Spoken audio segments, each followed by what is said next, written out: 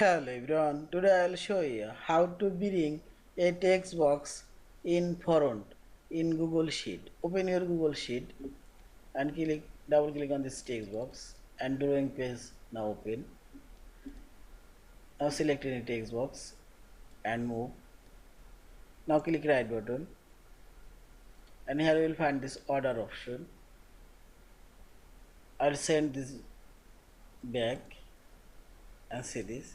Now click this on and click right button and select here bring front and see this.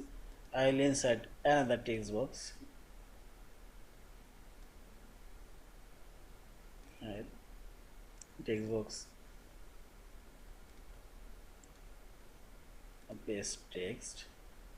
Now I will bring this text box front. Click this action option. Here you will find this order and front and see this text box now in front of this two text box. Also in front this on click this text box and click right button. Now select this order and this is front. See this.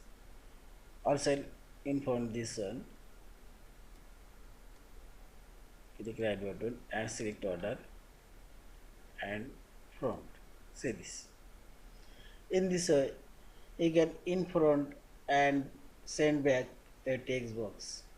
Yeah. Now simply select save and close. Yeah, this is.